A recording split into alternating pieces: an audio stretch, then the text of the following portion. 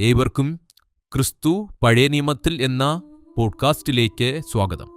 ഇന്നത്തെ എപ്പിസോഡിൽ നാം പരിശോധിക്കുന്നത് പഴയ നിയമത്തിൽ ദൈവം ഇസ്രായേലിനോട് ആചരിക്കുവാൻ കൽപ്പിച്ച ഉത്സവങ്ങളെക്കുറിച്ചാകുന്നു. ഈ ഉത്സവങ്ങൾ എങ്ങനെ ക്രിസ്തുവുമായി ബന്ധപ്പെട്ട് കിടക്കുന്നുവെന്നും അവ എങ്ങനെ ക്രിസ്തുവിൽ നിറവേറുന്നു എന്നതിനെക്കുറിച്ചാണ് നാം ഈ വീഡിയോയിൽ വിശകലനം ചെയ്യുവാൻ പോകുന്നത്. ലേവ്യ പുസ്തകത്തിലെ 23-ാം അധ്യായത്തിൽ ദൈവം ഇസ്രായേലിയർക്ക് നൽകിയ 7 ഉത്സവങ്ങളെ കാണാം. അവ പെസഹ, പുൽപ്പില്ലാത്ത അപ്പത്തിന്റെ പെരുന്നാൾ, ആദ്യഫല പെരുന്നാൾ, പെന്തക്കോസ്ത് പെരുന്നാൾ, കാഹളോത്സവം, പ്രായശ്ചിത്ത ദിനം, കൂടാരോത്സവം. ഇന്ന് നാം ആദ്യത്തെ 2 ഉത്സവങ്ങളെക്കുറിച്ചാണ് ചിന്തിക്കുവാൻ പോകുന്നത്.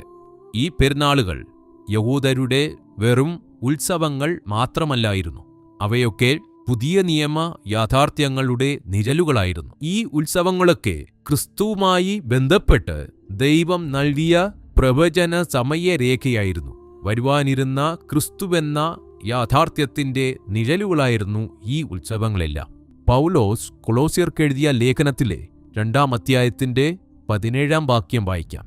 അതുകൊണ്ട് ഭക്ഷണപാനങ്ങൾ സംബന്ധിച്ചോ പെരുന്നാൾ, വാവ്, ശബത്ത് എന്നീ കാര്യത്തിലോ ആരും നിങ്ങളെ വിധിക്കരുത്. ഇവ വരുവാനിരുന്നവയുടെ നിഴലത്രേ. പഴയ നിയമത്തിൽ ദൈവം ഇസ്രായേലിന് നൽകിയ ഓരോ പെരുന്നാളും എന്തിനെ കുറിക്കുന്നുവെന്നും അവ എങ്ങനെ ക്രിസ്തുവിൽ നിവൃത്തിയായി എന്നും പരിശോധിക്കാം. ആദ്യത്തെ പെരുന്നാളായ പെസഹ എന്താണെന്ന് നോക്കാം. ലേവ്യ പുസ്തകം 23-ന്റെ 5-ാം വാക്യം വായിക്കാം. 1-ാം മാസം 14-ാം തീയതി സന്ധ്യാസമയത്ത് യഹോവയുടെ പെസഹ. എന്താണ് പെസഹ? ക്രിസ്തുവുമായി പെസഹയുടെ ബന്ധം എന്താണ്? പുറപ്പാട് പുസ്തകം 12-ാം അധ്യായത്തിലെ വലിയൊരു സംഭവത്തെ ഓർമ്മിപ്പിക്കുകയാണ് പെസഹ പെരുന്നാൾ.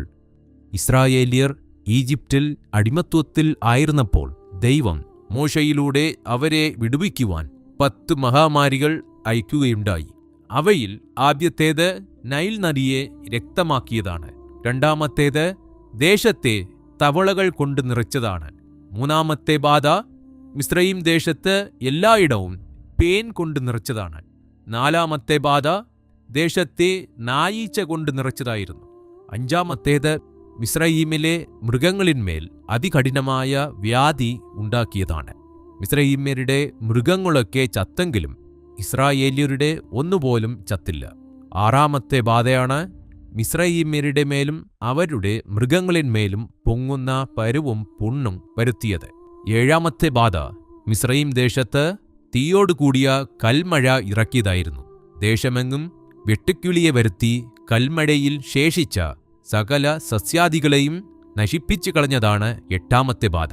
9-ാമത്തെ ബാധയായിരുന്നു മിസ്രയീം ദേശത്തൊക്കെയും 3 ദിവസം കൂരിരുട്ടുകൊണ്ട് മൂടിയത്. ഇവിടെ നാം വായിച്ച 9 ബാധകളെ വരുത്തി ദൈവം മിസ്രയീമ്യരെ പീഡിപ്പിച്ചെങ്കിലും ഇസ്രായേൽ മക്കൾ സുരക്ഷിതരായിരുന്നു. അതിനുവേണ്ടി അവർക്ക് യാതൊന്നും ചെയ്യേണ്ടി വന്നില്ല.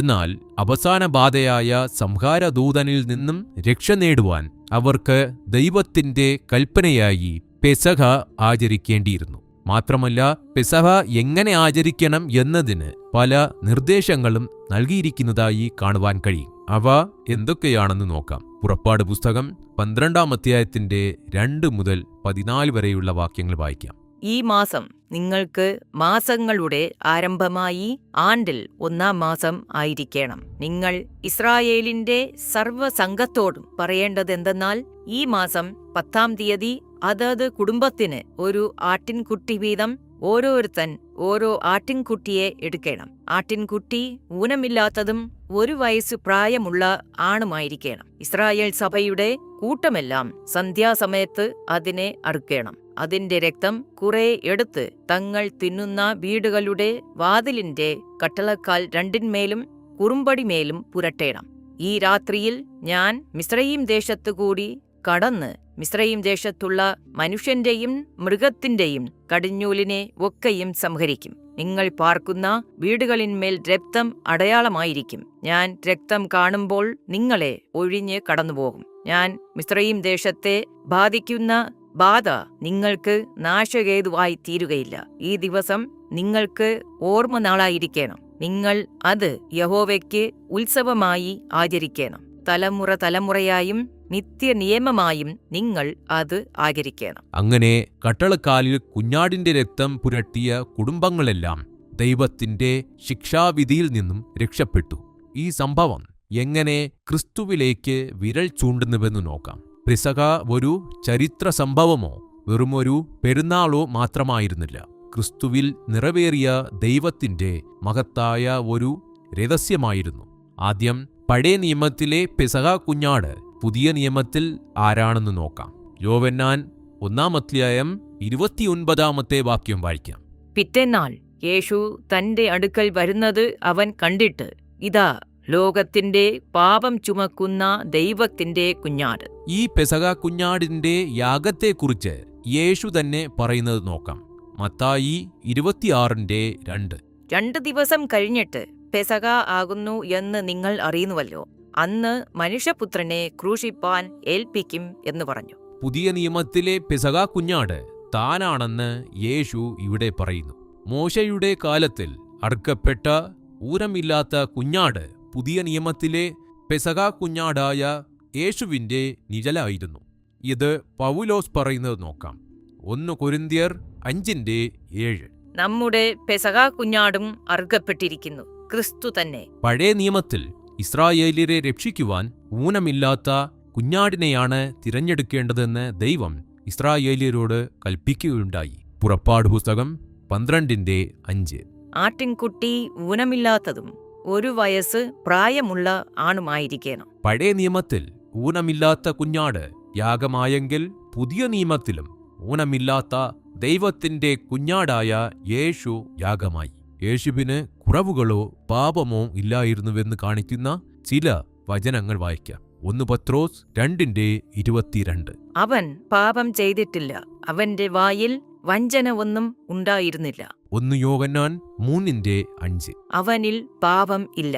2 കൊരിന്ത്യർ 5:21. പാപം അറിയാത്തവനെ നാം അവനിൽ ദൈവത്തിന്റെ നീതി ആകേണ്ടതിന് അവൻ നമുക്ക് വേണ്ടി പാപം ആക്കി. ഈ വചനങ്ങളെല്ലാം ചേർത്തുവെച്ചാൽ യേശു പാപരഹിതനും കുറ്റമില്ലാത്തവനും നിഷ്കളങ്കനും ആയിരുന്നുവെന്ന് മനസ്സിലാക്കാം. പഴയ നിയമത്തിലെ ഊനമില്ലാത്ത കുഞ്ഞാട് പുതിയ നിയമത്തിലെ ക്രിസ്തുവിന്റെ നിഴലായിരുന്നു. പഴയ നിയമത്തിൽ പെസഹ ദിനത്തിൽ കുഞ്ഞാടിന്റെ രക്തത്താൽ ഒരു കൂട്ടർ ശിക്ഷാവിധിയിൽ നിന്നും രക്ഷ നേടിയെങ്കിൽ മറ്റൊരു കൂട്ടർക്ക് ശിക്ഷാവിധിയിൽ കൂടി കടന്നുപോകേണ്ടി വന്നു.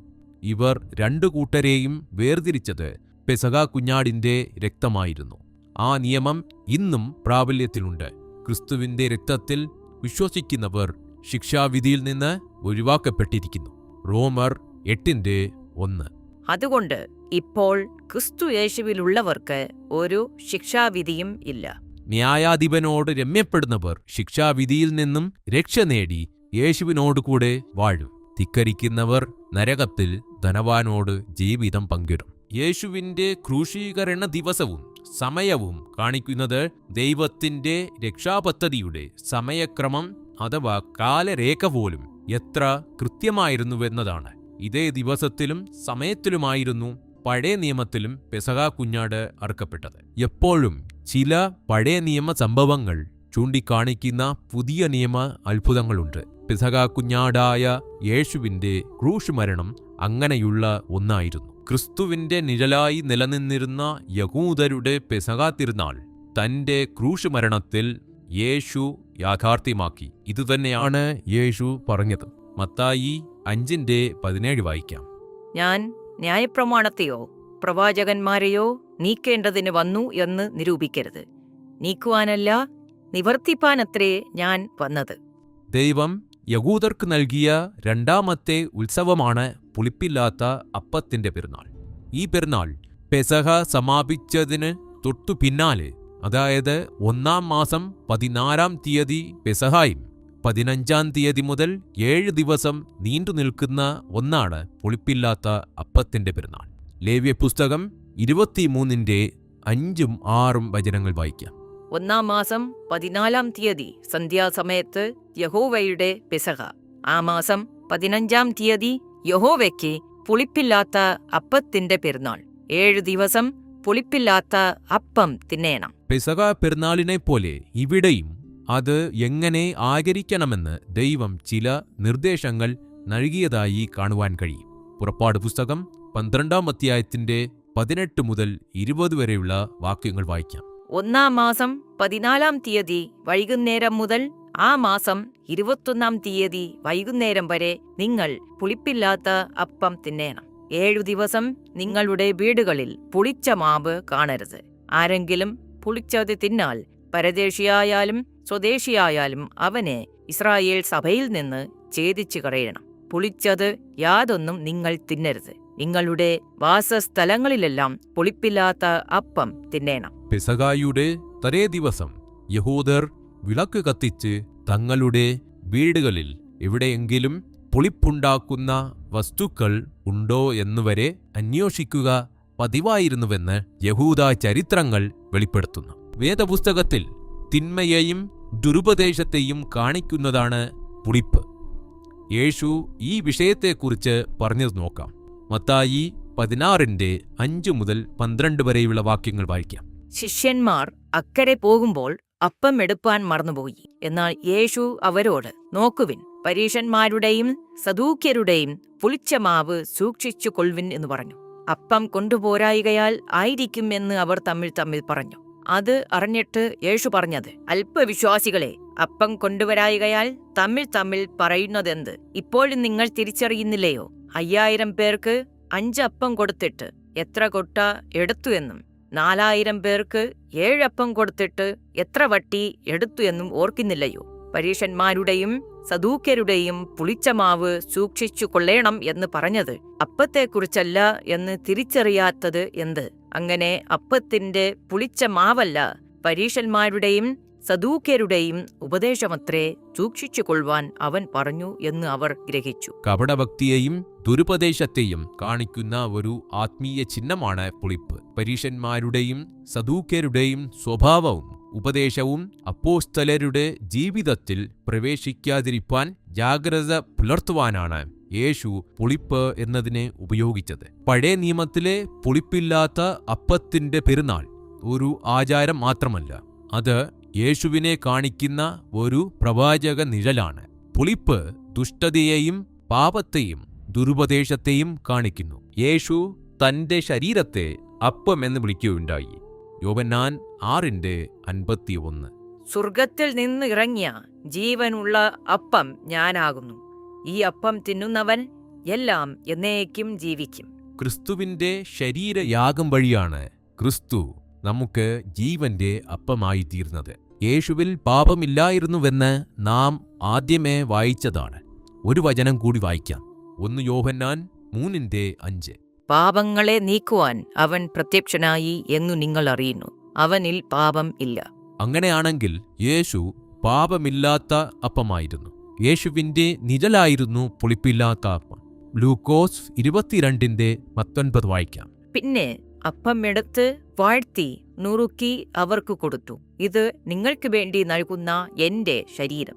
എന്റെ ഓർമ്മയ്ക്കായി ഇത് ചെയ്വിൻ എന്ന് പറഞ്ഞു. ഇവിടെ അപ്പം യേശുവിന്റെ പാപമില്ലാത്ത ശരീരത്തെ പ്രതിനിധാനം ചെയ്യുന്നു. 1 കൊരിന്ത്യർ 5:6 മുതൽ 7 വരെയുള്ള വാക്യങ്ങൾ വായിക്കാം. അസാരം പുളിമാവ് പിണ്ടത്തെ മുഴുവനും പുളിപ്പിക്കുന്നു എന്ന് അറിയുന്നില്ലയോ?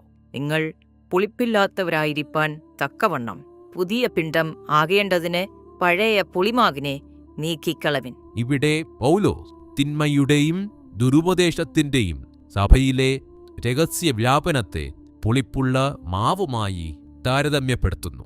ഇവയിൽ നിന്നും ഒഴിഞ്ഞു നിൽക്കുവാനാണ് പൗലോസ് ആവശ്യപ്പെടുന്നത്. പുളിപ്പില്ലാത്ത അപ്പത്തിന്റെ പെരുന്നാൾ കേവലം ഒരു ഉത്സവം മാത്രമല്ലായിരുന്നു, അതൊരു വിളിയായിരുന്നു. തിന്മയും ദുരുപദേശവും വിട്ട് സത്യത്തിൽ നടക്കുവാനുള്ള ദൈവത്തിന്റെ വിളി.